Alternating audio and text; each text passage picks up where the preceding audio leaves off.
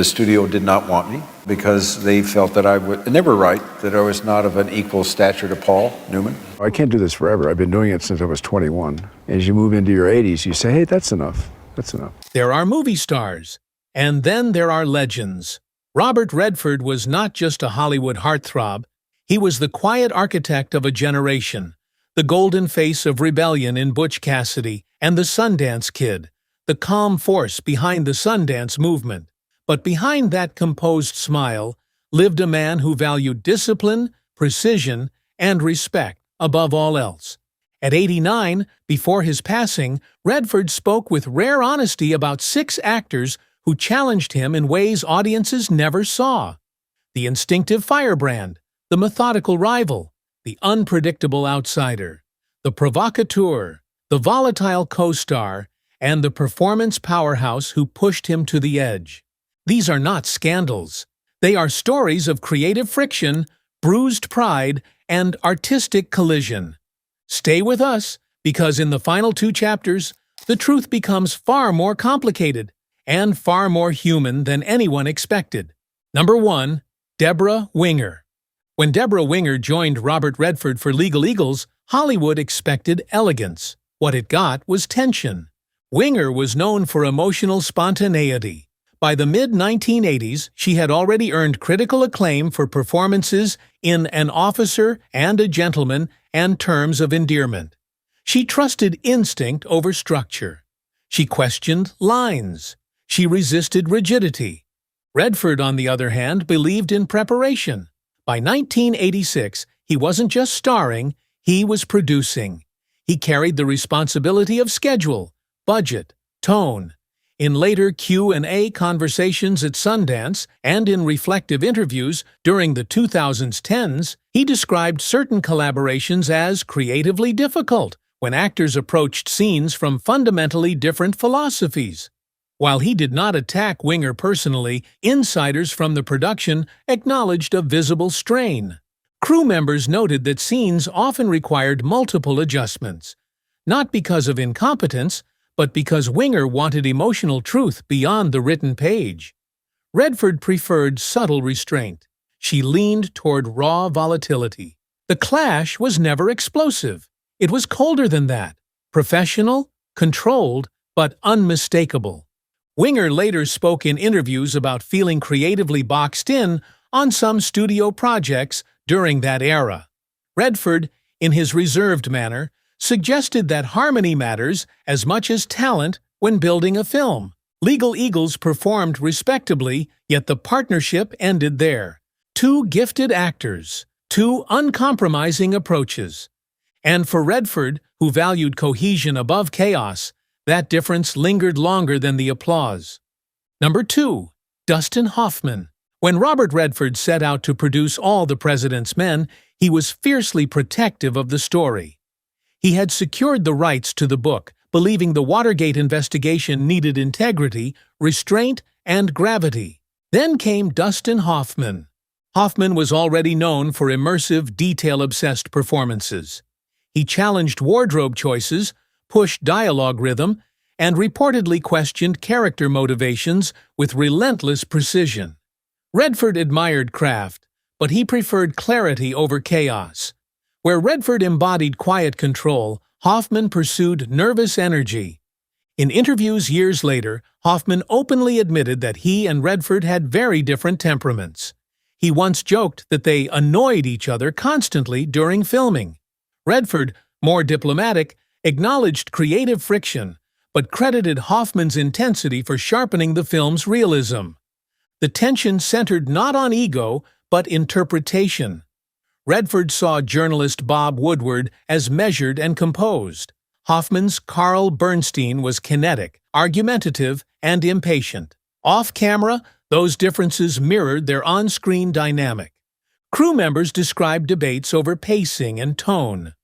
Redford, also serving as producer, worried about maintaining journalistic authenticity. Hoffman pushed for rawness, even if it disrupted the rhythm. Yet paradoxically, that friction became the film's pulse. All the President's Men earned multiple Academy Award nominations and remains one of the defining political films of the 1970s. But privately, Redford later admitted that constant push and pull drained him. Respect remained. Friendship, perhaps, less so. Sometimes greatness is born from tension. But even legends feel the strain. Number 3. Gene Hackman. Gene Hackman was never an easy man to categorize.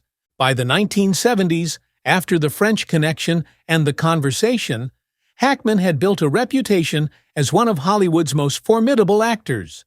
Intense, grounded, unapologetically direct. When his name surfaced in conversations alongside Robert Redford for potential collaborations during that era, industry insiders expected fireworks. What they witnessed instead was distance.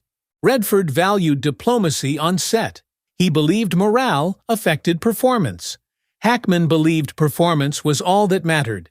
He did not soften criticism. He did not adjust his tone for comfort. In retrospective interviews, Redford spoke about actors who brought a competitive atmosphere into a production, energy that could elevate a scene but quietly erode trust. While he rarely singled out Hackman directly in harsh terms, colleagues from overlapping projects in the 1970s and early 1980s acknowledged mutual respect mixed with creative incompatibility. Hackman approached roles with a blue-collar bluntness. Redford preferred layered subtlety. Hackman confronted. Redford negotiated. The tension wasn't public.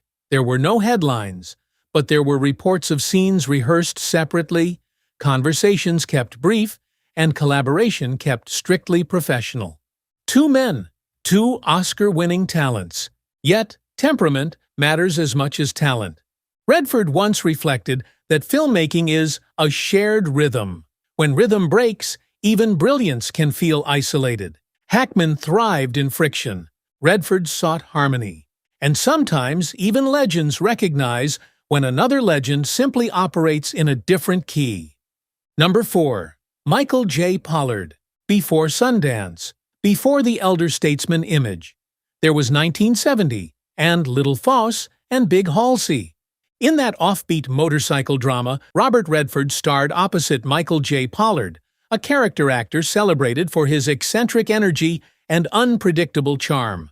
Pollard had earned an Academy Award nomination for Bonnie and Clyde. He was unconventional, impulsive, and instinct-driven. Redford was ascending into leading man territory, controlled, image-aware, carefully sculpting his screen persona. On paper, the contrast worked beautifully. On set, it proved more complicated. Pollard thrived in looseness. He improvised. He stretched pauses. He experimented with tone. Redford preferred structure. He believed that subtle shifts in expression carried more power than exaggerated gestures. According to later commentary from production insiders, the atmosphere grew strained as the two men approached scenes with opposing philosophies. Redford, reflecting years later on early career collaborations, admitted that youthful sets often carried ego disguised as passion. He was determined to prove himself as more than a pretty face. Pollard, meanwhile, resisted hierarchy. The tension wasn't hostile. It was competitive. Little Fosse and Big Halsey underperformed at the box office, and critics were divided. Some praised Pollard's rawness. Others focused on Redford's restrained intensity, but the partnership never resurfaced. For Redford, it was a lesson learned early. Chemistry cannot be forced. Two talents can share a frame, yet never quite share a rhythm. And sometimes, the most difficult collaborations happen before the world even realizes you're becoming a legend. Number 5. James Woods. By the 1980s, Robert Redford had evolved into more than an actor. He was a cultural institution, careful with his projects, selective with collaborators, protective of tone. James Woods was something else entirely. Woods built his reputation on volatility, intense eyes, rapid-fire delivery, a willingness to inhabit morally ambiguous characters without apology. Directors often praised his fearlessness. Co-stars sometimes described him as confrontational. Though Redford and Woods were never bound by a long-running partnership, industry accounts from overlapping productions and development discussions in the late 1980s suggest that creative meetings between the two revealed sharp philosophical divides. Woods pushed for sharper edges, darker shading, less restraint. Redford believed storytelling required balance, especially when themes carried political or social weight. In interviews throughout the 2000s, Redford spoke carefully about actors who confused intensity with dominance. He emphasized collaboration over performance display. While he avoided naming names in critical terms, colleagues close to certain projects acknowledged that Woods's aggressive approach during script readings and character discussions created discomfort. Woods valued confrontation as a creative tool. Redford valued trust. There were no screaming matches splashed across tabloids, no public fallout, just a quiet decision. Paths better kept separate. Redford once remarked during a Sundance panel that power on screen should never become power over people. It was a subtle line, but those who understood the dynamics of 1980s Hollywood read between it. Talent was respected, temperament was questioned, and sometimes the strongest statement a legend can make is choosing not to collaborate again. Number 6. Nick Nolte. If there was one collaboration that truly tested patience, insiders often pointed to Nick Nolte. Nolte was raw power, gravel-voiced, unpredictable, a performer who leaned into chaos as fuel. Throughout the 1980s and 1990s, he became known for immersive, emotionally bruised characters. Directors admired his authenticity. Co-stars sometimes braced themselves. Robert Redford operated differently. His authority came from calm. He believed tension belonged inside the scene, not outside it. During industry discussions and development talks in the late 1990s, when both men were attached to overlapping creative circles, accounts surfaced of philosophical friction. Nolte favored emotional eruption. Redford favored restraint. Redford later spoke in interviews about actors who blurred the line between character turmoil and set behavior. He expressed concern that unpredictability could erode ensemble trust. While he avoided direct accusations, the pattern was clear. He preferred disciplined collaborators. Nolte, in his own memoir, Reflections and Interviews, has acknowledged periods of personal struggle during certain decades. The intensity that fueled his performances sometimes carried into working relationships. The divide between them wasn't ideological, it was temperamental. Redford valued atmosphere. Nolte thrived in disorder. For a man like Redford, who built Sundance as a sanctuary for thoughtful filmmaking, harmony was sacred.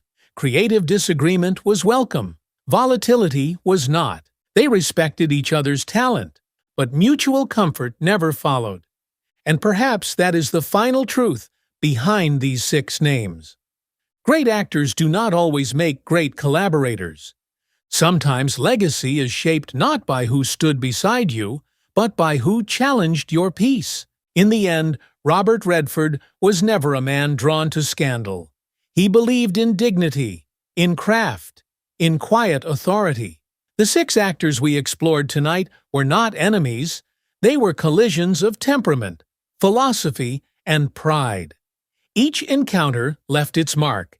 Each tension shaped how he chose projects, partners, and ultimately, his legacy. Greatness, especially in Hollywood's golden decades, was rarely smooth. It was forged in pressure, in disagreement, in uncomfortable honesty. Perhaps that is why Redford's final reflections feel so human. Behind the legend was a man protecting his peace. Which of these collaborations surprised you the most? And do you believe creative tension strengthens art or quietly damages it? Share your thoughts below. And if you cherish honest Hollywood history, subscribe to Legendary Archives, where the untold stories live on.